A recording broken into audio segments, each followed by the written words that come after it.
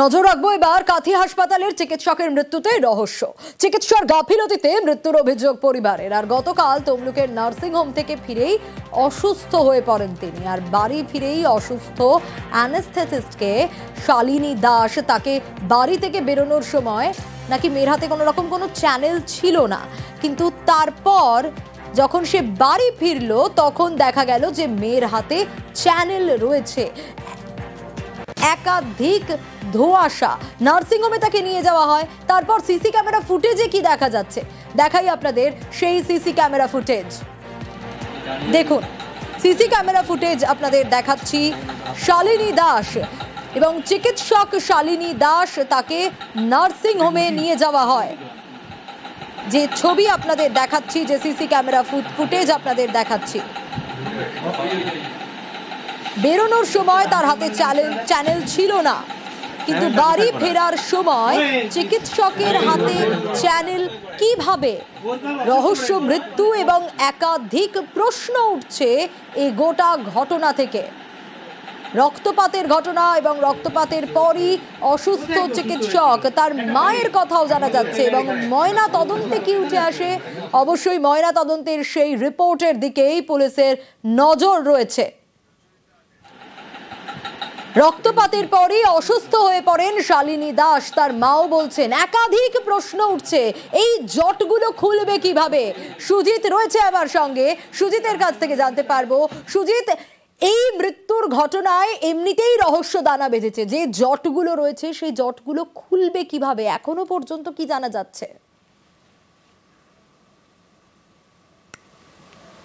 দেখো, একাধিকভাবে কিন্তু তদন্ত চলছে, একাধিক পর্যায়ে। কারণ একদিকে জেনারেল প্রশাসন, সাধারণ প্রশাসন, সঙ্গে স্বাস্থ্য দপ্তর, অন্যদিকে পুলিশ, সব মিলিয়ে তদন্ত কেন গুরুত্ব দিয়ে দেখা হচ্ছে সোনিয়া স্বাভাবিক। কারণ 31 বছর অর্থাৎ কিনা 30 পেরোনো একজন মহিলা চিকিৎসক, যার কিনা মৃত্যু, এবং সেই মৃত্যু নিয়ে সে ডিউটিতে গেছিল। সে কাজ যেখানে করে মহিষাদলের নার্সিংহোমে গিয়ে সুস্থভাবে ফিরে এসে তমলুকে আরেকটি নার্সিংহোমে গিয়েছিলেন এবং সেখান থেকে তিনি কিন্তু বাড়িও ফিরেছিলেন। কিন্তু বাড়ি ফেরার সময় তার মা দেখেন হাতে একটি চ্যানেল। এই যে চ্যানেল, কি কারণে মেয়ে কি অসুস্থ হয়েছিলেন? অসুস্থ হলে কীভাবে কি হয়েছিল, কেন তার হাতে চ্যানেল গেল, কি কে করলো, সব কিছু কিন্তু সামনে আসছে। এবং সব মিলিয়ে সোনিয়া বিষয়টি নিয়ে রীতিমতো রহস্য দেখা দিয়েছে। শালিনী দাস বাড়ি যাওয়ার পর তার মা এই উত্তরগুলো তার কাছ থেকে পায়নি।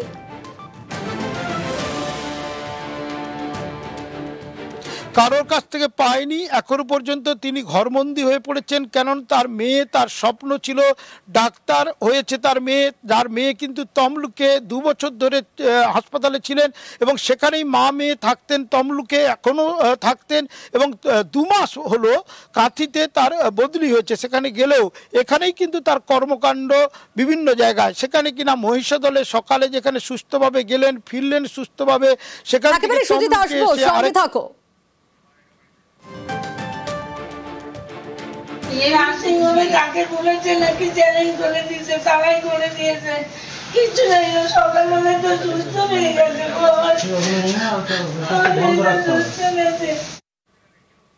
চ্যানেল কে পড়ালো? একাধিক প্রশ্ন তো উঠছে, কিন্তু সুজিতের কাছে আবারও যাব। সুজিত, যে বক্তব্য আমরা দর্শকদেরকেও শোনালাম, শালিনী দাসের মা তিনি তো বলছেন যে হাসপাতাল থেকেই চ্যানেল করে দিয়েছে।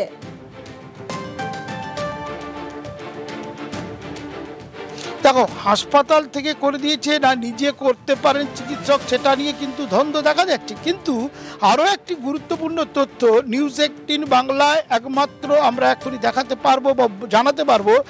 সে যখন ওই যে মহিলা চিকিৎসক, যে নার্সিংহোমের লাস্ট যে চিকিৎসার জন্য গেছিলেন, ওটি রুমে ছিলেন যে চিকিৎসক, তার সঙ্গে সেই চিকিৎসক কিন্তু বেশ কিছু কথা বলেছেন। সেখানে ফোনের কথা বলেছেন। কি ফোন না, বাড়ি থেকে কাজের যে মাসি আছেন তিনি ফোন করেছিলেন, মা কোথাও যেতে চাইছেন। সেই মা কোথা যেতে চাইছেন না, বাড়ির বাইরে যেতে না বলে মাসিকে সে কিন্তু কড়া নির্দেশ দিয়েছিল যে মাকে এখনই বেরোতে দিও না, আমি যাচ্ছি বাড়ি। তাহলে বাড়ি তিনি কিন্তু গেলেন, কিন্তু হাতে চ্যানেল।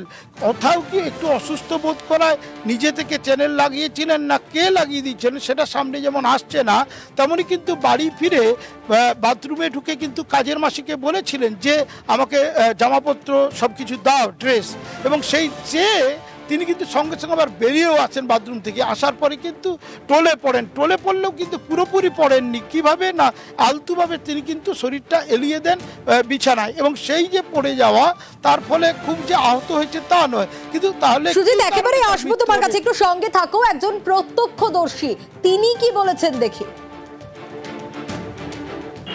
গতকাল আমি দোকানে ছিলাম, ম্যাডাম দেখি ঢুকেছে, 10-15 মিনিট পরে ঘর থেকে আওয়াজ শুনতে পাওয়া যায়, ওনার মা বারান্দা দিয়ে ব্যালকনি দিয়ে চিৎকার করতেছে বাঁচাও বাঁচাও বলে। তো আমরা গিয়েছিলাম, গিয়ে দেখি ম্যাডাম তো মাটিতে মেঝেতে পড়ে আছে, থেকে হাত দিয়ে চ্যানেল করা ছিল ডান হাতে, ওখান দিয়ে ব্লিডিং হচ্ছে। তো আমরা কয়েকজন গেছিলাম, গিয়ে ওখানে বেড কাভারে করে চ্যাংদোলা করে নামিয়ে নিচে নিয়ে এসে টেচারে করে নার্সিংহোমে ভর্তি করি। তারপর স্যারকে ডাকা হয়, ডক্টরকে। উনি এসে দেখে বললেন যে না এখানে হবে না, হসপিটালে নিয়ে যান। তো হসপিটালে তখন নিয়ে চলে গেল। আবারও সুজিতের কাছেই যাব। সুজিত, এই যে প্রত্যক্ষদর্শীর যে বক্তব্য, সেই বক্তব্যের দিকেও আমরা নজর রাখছিলাম। এই যে চিৎকার করার কথা বলে, চিৎকার কে করলেন? তাহলে তরুণী চিকিৎসকের মা, সেক্ষেত্রে তাহলে তার হাতে তো তখনও তরুণীর হাতে চ্যানেল করা ছিল।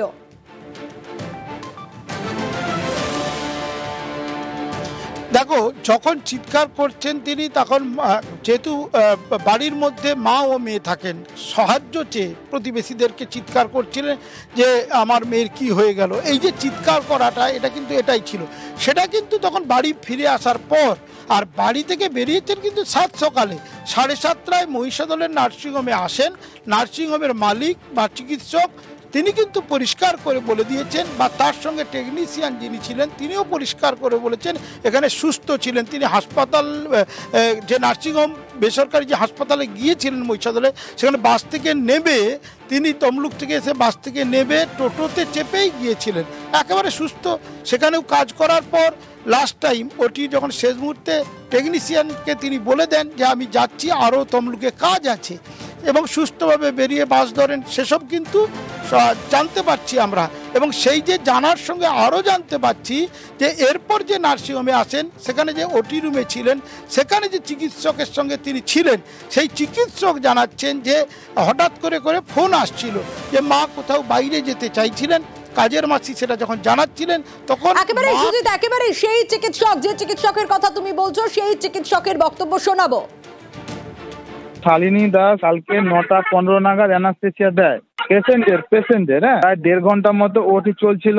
তার মাঝখানে মায়ের থেকে বিভিন্ন রকমের ভাবে ফোন আসতে থাকে, 10-15 মিনিট অন্তর করে ফোন আসতে থাকে। তারপরে ওই মাসিকে বলে কি কেয়ারটেকার, মাকে যেতে দেবে না, তুমি যদি যেতে দাও তাহলে তোমার মাইনে আটকে দেবে। আমি তো ওটি করছিলাম। তারপরে ও আমাকে বলে যে স্যার আমার একটু গ্যাস হচ্ছে, গ্যাসের ট্যাবলেট খেয়েছি কিন্তু এখনো হচ্ছে। আমি বলে তাহলে একটা প্যান্টোপ্রাজল নিয়ে নে। প্যান্টোপ্রাজল অনডেম হচ্ছে চ্যানেল করে ওখানে নিয়েছে, ব্যাস এইটুকু। এরপরে তারপরে আমি চলে এসেছি, ওটি শেষ, আমি যাইনি।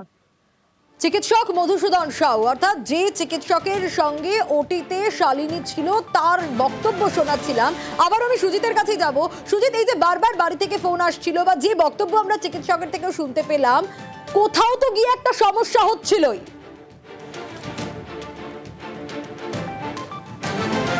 সমস্যা হচ্ছিল, সেটা কিন্তু এই ডাক্তারবাবুর কথাতে স্পষ্ট হচ্ছে। নিউজ 18 বাংলায় এক্সক্লুসিভলি যেটা আমরা তুলে ধরছি, এবং জানতে চাইছেন সবাই কিভাবে মৃত্যু, শুধু তো তার মা নয়, আমরা জানতে চাইছি, মানুষজন জানতে চাইছেন। কারণ একটা চিকিৎসক, 31 বছর বয়স, একটা মহিলা চিকিৎসক, তার এই তরতাজা চিকিৎসক যে কিনা ডিউটি দিল 2টি নার্সিংহোমে, তারপর সে বাড়ি ফিরবে, মৃত্যু হবে, তার মধ্যে কি আছে, বিষয়টা কি রহস্য, শারীরিক অসুস্থতা নাকি অন্য কিছু, সবটাই কিন্তু খতিয়ে যেমন দেখছে পুলিশ প্রশাসন, স্বাস্থ্য দপ্তর, একই সঙ্গে কিন্তু স্থানীয় মানুষদের সঙ্গে আমরা কথা বলছি, এবং তার মায়ের সঙ্গে কথা বলার চেষ্টা করছে পুলিশ। কিন্তু তিনি এতটাই ভেঙে পড়েছেন স্বাভাবিক, তার ফলে কিন্তু তিনি কথা বলতে পারছেন না।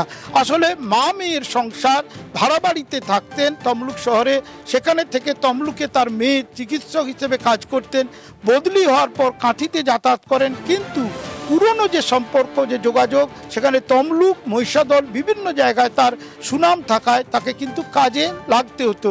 সেই কাজটা তিনি করতেন এবং গতকালও করেছেন। কোথায় করেছেন আবারও বলি, মহিষাদল তমলুকে। সেখানে করার পরে বাড়ি ফিরলেন, হাতে দেখা গেল চ্যানেল। সেই চ্যানেল থেকে তার মায়ের প্রশ্ন, আমাদেরও প্রশ্ন, পুলিশের কাছেও কিন্তু প্রশ্ন। একেবারে গোটা বিষয়টা খতিয়ে দেখা হচ্ছে সুজিত, অবশ্যই আমাদেরও নজর থাকবে কর্তৃপক্ষ কি বলছে, হাসপাতাল কর্তৃপক্ষ, টেকনিশিয়ান যারা কর্মচারী রয়েছেন তারা কি বলছেন দেখি। একটা ওটি ছিল, উনি এসছেন, ওটি করেছেন, সুস্থ অবস্থাতেই এসছেন এবং সুস্থ অবস্থাতেই চলে গেছেন। উনি এসছিলেন 7:30 বা একটু পরে, আর 8:10 নাগাদ বেরিয়ে গেছেন। অ্যানাস্থেসিয়া দিতে এসেছিলেন একটা অপারেশন। ডাক্তার হিসেবেই চিনি, ডাক্তার হিসেবে ভালো, তাই আমরা মাঝে মধ্যেই ডাকি। সব থেকে খারাপ লেগেছে যে আমার এখানে উনি সকালে সুস্থ অবস্থায় ওটি করে গেলেন, তারপর কি হলো সেটা তো জানতে ইচ্ছে করছে কেন এরকম হলো। ম্যাডাম এসেছিলেন, নর্মালি এসেছিলেন, বাসেই এসেছিলেন। ওটি ছিল একটা, ওটিতেও উনি নর্মালি আছেন। ওটি অ্যানাস্থেসিয়া দিয়েছেন, অ্যানাস্থেসিয়া দেওয়ার পরে উনি বললেন আমার ওটিটা তো আমি পুরো থাকতে পারবো না, অন্য জায়গায় ওটি আছে, আমাকে বেরিয়ে যেতে হবে। এবার উনি অ্যানাস্থেসিয়া দেওয়ার পরে আমাদের ওটি চালু হয়ে গেছে। উনি বললেন আমি তাহলে চলে যাচ্ছি, আমার অন্য জায়গায় ওটি আছে। উনি বেরিয়ে গেছেন, নর্মালি যেভাবে এসেছিলেন নর্মালি বেরিয়েই গেলেন। স্বাভাবিকই এসেছিলেন, স্বাভাবিকও নিজেই হেঁটে হেঁটে স্বাভাবিকই বাসে গেছেন, কোনো চ্যানেল ছিল না। খারাপ তো লাগছে, ম্যাডাম সকালে একজন এসেছিলেন ওটি করতেন, এবার হঠাৎ যদি দেখি মারা গেছেন তাহলে খারাপ তো লাগবেই না। প্রায় 11:30 পৌনে 12টা এরকম সময় ডাক্তারবাবু দেখে সঙ্গে সঙ্গে মেডিকেল কলেজে রেফার করেন। ওইখানে যখন আনা হয় তখন কেমন শারীরিক কন্ডিশন ছিল? ভালো ছিল, ক্রিটিক্যাল অবস্থা ছিল। মানে তখন কি ব্লিডিং হয়ে যাচ্ছে? হ্যাঁ, ওই হাতে একটা চ্যানেল করা ছিল, ওখান থেকে অনবরত ব্লিডিং হচ্ছে।